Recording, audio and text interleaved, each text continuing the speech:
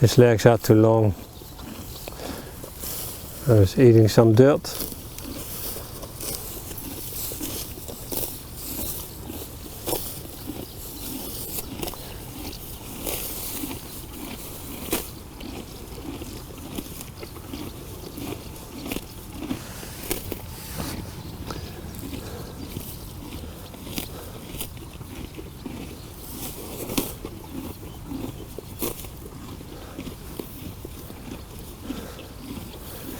It's funny how they already eat grass, they drink water, but mostly milk. And it's okay if he checks you out, but I don't want him to really bite. So if he nibbles, that's okay.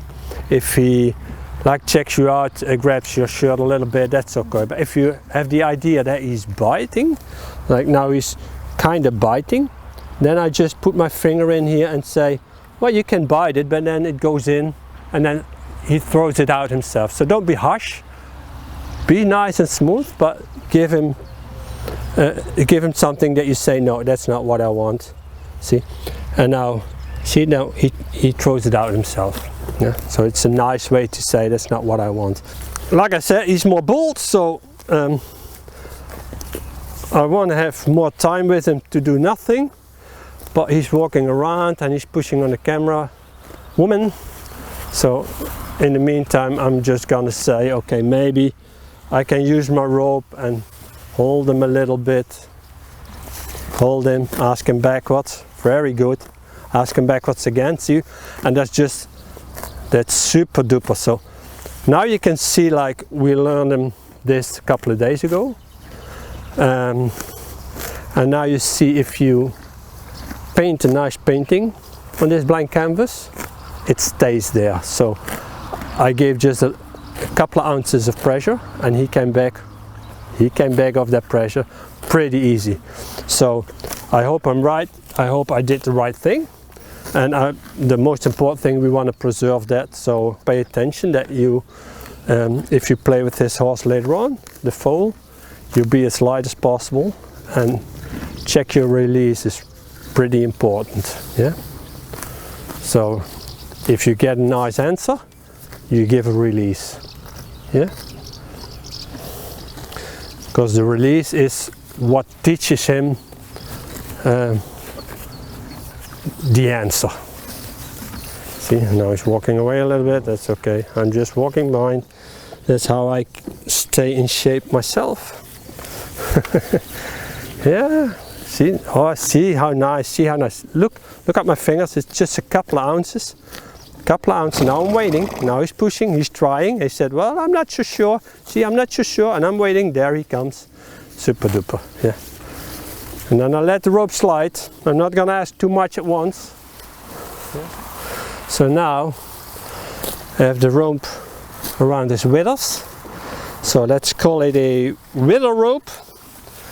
And now I'm gonna see if I can ask him to yield to this side. Just, there's his head, there's his, see, I have a little pressure here.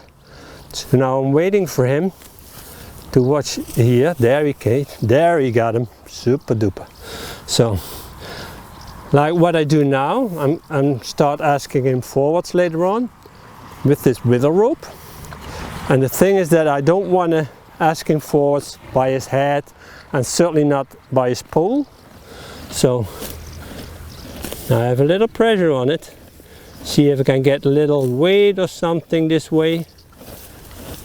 Yeah, he's chewing the rope, that's okay. I'm just waiting, waiting.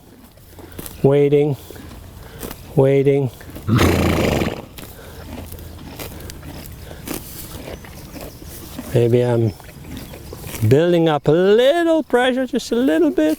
There it was, super. That was perfect. Did you saw that hussy stepped out?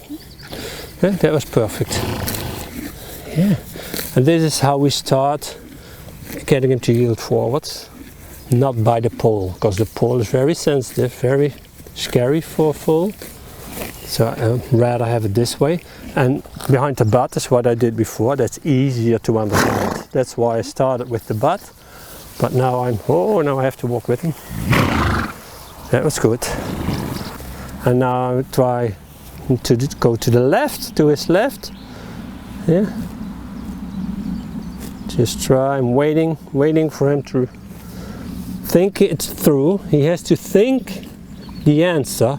So I don't want him to react, I want him to respond. So that was a perfect response. So that's not a reaction, that's a response. That means he thinks about it, then he does the step, then he gets a release. So that's perfect. Yeah. And like this rope, why do I use this rope? Like if something happens, I can just drop it and it falls off. It's not attached to him.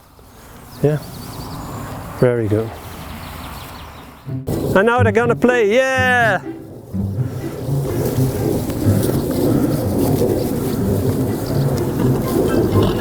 Oh, Wendy.